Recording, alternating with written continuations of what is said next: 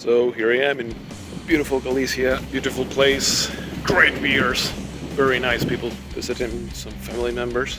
Just thought about something that I think it would be a cool theme for a video. Maybe you just started to listen to metal and all of a sudden you're very attracted to blast beats and growls and screams and all of this satanic aggressive energy. But you really don't know where to start, and the problem is that unfortunately in the metal world, or in this extreme metal world, there are tons and tons of gatekeepers who will tell you what to hear and what not to hear. And sometimes it's confusing and sometimes it's quite fucking annoying. So if you are actually showing some interest in extreme metal, then I think this video is going to help you. Because, no one was born listening to Cannibal Corpse. This video's audio is going to fucking suck, I'm sorry for that. There's a lot of wind here. This whole thing is going to be up to there with water in just a few hours from now. Hey there, little fella. What a better place to talk about extreme metal than that under a And I actually remember one of the first times that I started listening to extreme metal, it was actually Cannibal Corpse, and I remember the exact same song, which was To the Head.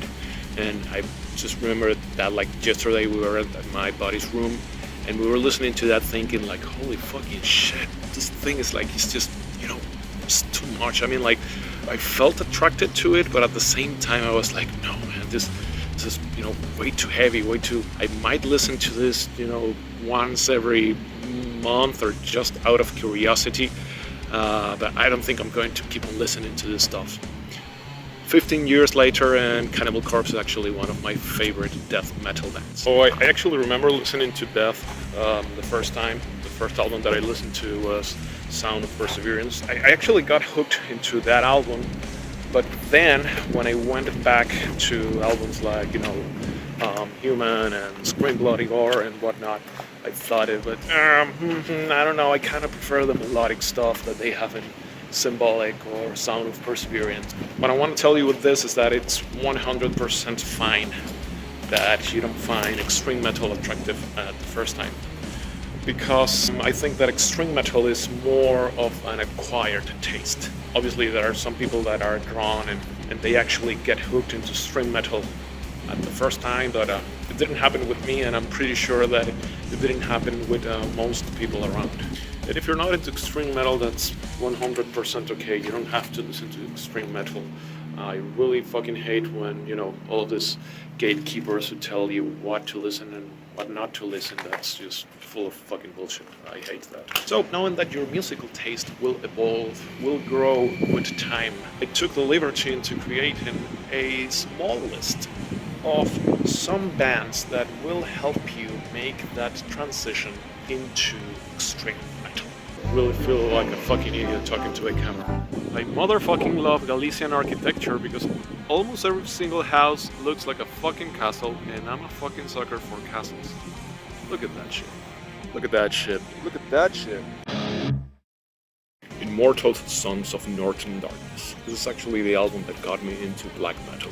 While the disc starts with the heavy and, typical black metal riffing one by one, then it will start to change into what you will find in most part of the album, which is this heavy and dense atmosphere. That while still being black metal, it's melodic, it's easy listening, and it's quite immersive. Give this album a chance and it will grow on you. God, I'm going to butcher this. L'enfant sauvage. As well as The Way All Flesh. Both discs have plenty death metal elements to it.